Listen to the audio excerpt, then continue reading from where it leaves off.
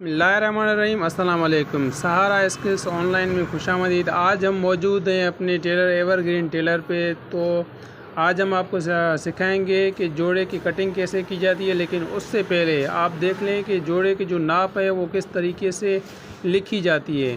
इस नाप का आप स्क्रीनशॉट ले सकते हैं। सबसे पहले जो फर्स्ट में लिखा हुआ है वो है लंबाई, उसके बाद जो है बाजू की लंबाई लिखी हुई है, उसके बाद जो शोल्डर है वो शोल्डर की नाप लिखी हुई है, शोल्डर के बाद जो आपका बेन या शेरवानी या कॉलर वगैरह हो उसकी नाप लिखी हुई है 11.5 इंच। उसके बाद चेस्ट है उसकी नाप लिखी हुई है। उसके बाद जो चौड़ाई होती है दामन की या कमर की उसकी चौड़ाई लिखी हुई है। उसके बाद ये शलवार की लंबाई लिखी हुई है। उसके बाद ये पाँचा लिखा हुआ है। तो हम बगैर किसी ताख़ीर के चलेंगे अपने वीडियो की जानिब और आपको सिखाएंगे कि जोड़े की मुकम्मल कटिंग कैसे की जाती है।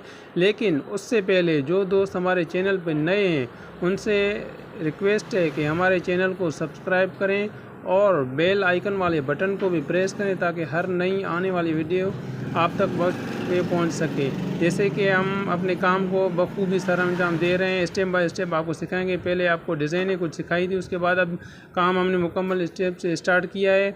तो सबसे पहले हमने आपको सिखाया था कि नाप कैसे की ली जाती है। आज हम आपको सिखाएंगे कि नाप कैसे लिखी जाती है और नाप के बाद जो जोड़े की मुकम्मल कटिंग है वो किस तरीके से की जाती है। तो बग़ैर किसी ताख़ीर के चलते हैं अपनी वीडियो की तरफ।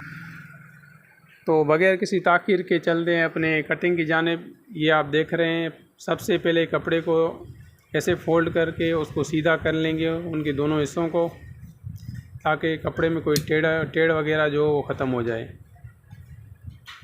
उसके बाद आपकी लंबाई है 31 इंच, तो हम यहाँ नापेंगे 33 इंच। 2 इंच का इजाफ़ा देंगे उसको। तो इसको इस तरीके से डबल कर लेंगे।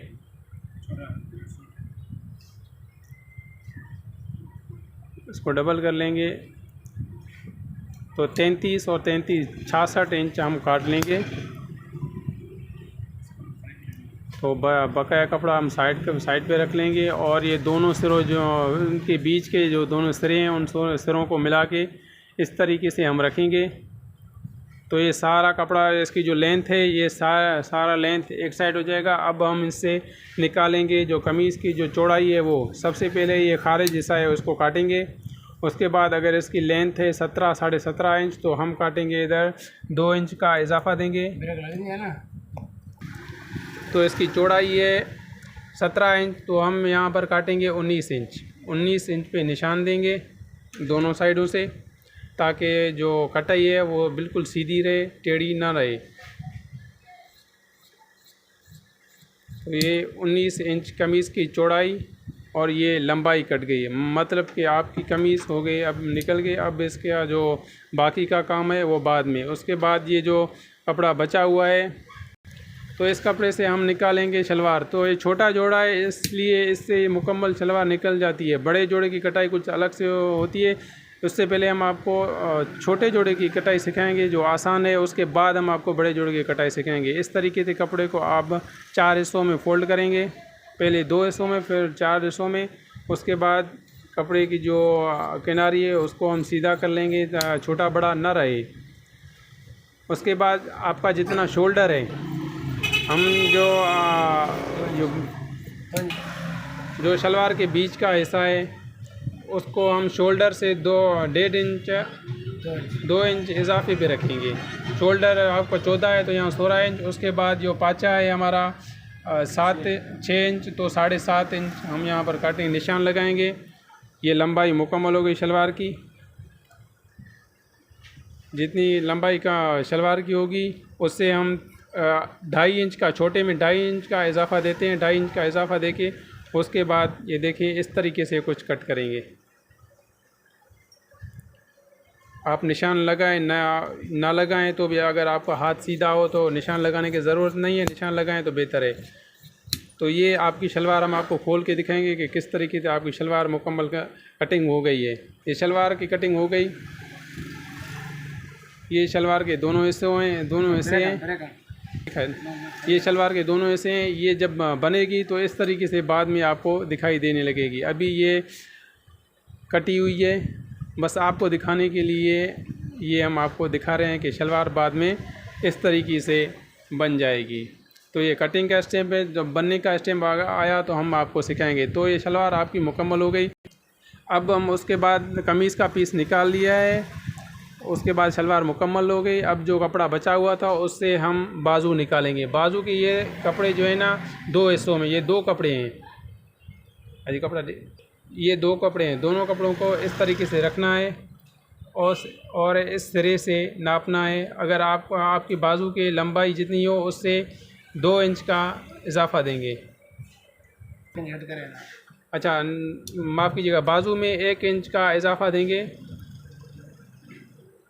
उसके बाद यहाँ जितना आपका जो है मूंढा होगा शोल्डर वाला, तो शोल्डर के नीचे जो आपका बगल का मूंढा है वो जितना आपका होगा 7 इंच 8 इंच, उसको आप नापेंगे उसके बराबर। तो ये है कफ़, हम जहाँ पर कफ़ लगाते हैं, तो कफ़ का छोटे बच्चों का अक्सर 4.5 इंच या 4 इंच होता है। वो आप अपनी मर्ज़ी के मुताबिक जितनी आप फिटिंग पहनते हो उसके मुताबिक आप काट सकते हैं। उसके बाद इसको अच्छी तरीके से सीधा कर लेंगे। ये बाजू है,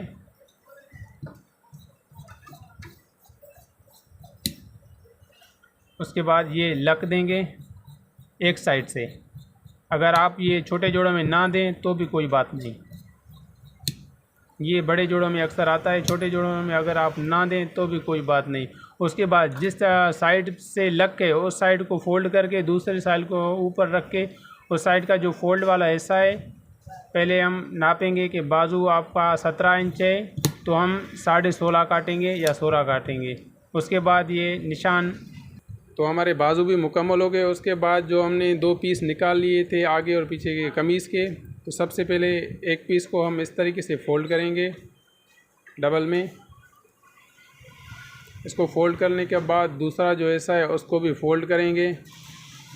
उसके दोनों हिस्से अपने सिमत ना करें, अपने मुखालिफ सिमत में रखें। ज़्यादा आप वीडियो में खुद देख रहे होंगे कि किस तरीके से उसका कटाई कर रहे हैं हमारे। तो उसके बाद एक तरीक़े को अगर आप दामन चौरस पहनते हैं तो ठीक है, अगर आप गोलाई में पहनते हैं तो यहाँ पर आपको गोलाई देनी होगी।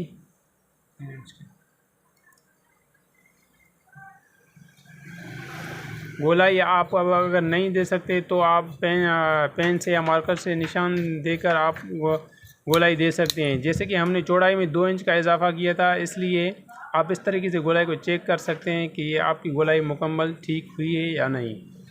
तो उसके बाद ये जो हमने चौड़ाई में 2 इंच का इजाफा किया, 1 इंच इसके सेटिंग में चली जाती है ताकि कोई हिस्सा आगे पीछे ना रहे, चारों हिस्से आपस में बराबर हों। उसके बाद हम इसको नापेंगे कि लंबाई आया कि लंबाई 1 इंच या 1.5 इंच ज़्यादा है। तो अभी शेरवानी का यहाँ पर हम निशान देंगे इस साइड, चौड़ाई के साइड से 1.25 इंच और नीचे हम 1.25-2 इंच का निशान लगाएंगे। उसके बाद हम इसको यहाँ से कट करेंगे इस तरीके से। उसके बाद हम जितना आपका शोल्डर है, अगर 14 इंच शोल्डर है तो आप चेस्ट का निशान यहाँ पर देंगे 13 इंच पे, ऊपर से 2 इंच नीचे तक। और जितना आपका मुंडा है, अगर 8 इंच है या 7 इंच है तो 2 इंच कम करके आप यहाँ पर निशान लगाएंगे। इस तरीके से कुछ आप देख रहे हैं, हम आपकी सहूलत के लिए इस तरीके से निशान लगा रहे हैं। सीधा आपने 2 इंच वाले निशान तक आ जाना है। उसके बाद ये आपका जो बगल है, बाजू का जो हिस्सा है, उसके लिए जगह बन गई। तो पीछे से जितना आपका शोल्डर है, अगर आपका शोल्डर 14 इंच है तो आपने 15 इंच 1 इंच इजाफी बना के काटना है। तो 14 इंच अभी हम 7.5 15 इंच हो गए। उसके बाद कुछ इस तरीके से हम बाजू को काट लेंगे और चौड़ाई हम नापेंगे, मुकम्मल करेंगे, 1 इंच का इजाफा रखेंगे। ये सेटिंग हो रही है, ये चौड़ाई की सेटिंग हो गई। उसके बाद साइड जेब पे जो निशान है, ऊपर से सबसे पहले 4.5 इंच, उनके बाद 6 इंच, उसके बाद 2.5 इंच पे हम निशान लगाएंगे। उसके बाद जो आपका आगे वाला प्लेट है जिस पे हम काज बटन करते हैं, उसको ऊपर से नापेंगे, 11 इंच पे हम निशान लगाएंगे। उसके बाद आएंगे शोल्डर की तरफ। जो हमारा शोल्डर कट होता है, शोल्डर के लिए हमने पहले से ही एक पीस कट करके रखा हुआ था। शोल्डर का आपका पीस होना चाहिए चौड़ाई में। अगर शोल्डर की लंबाई 14 इंच है तो आप 15.5 इंच काट लें, और चौड़ा ऊपर से चौड़ाई में 4.5 इंच या 5 इंच होना चाहिए।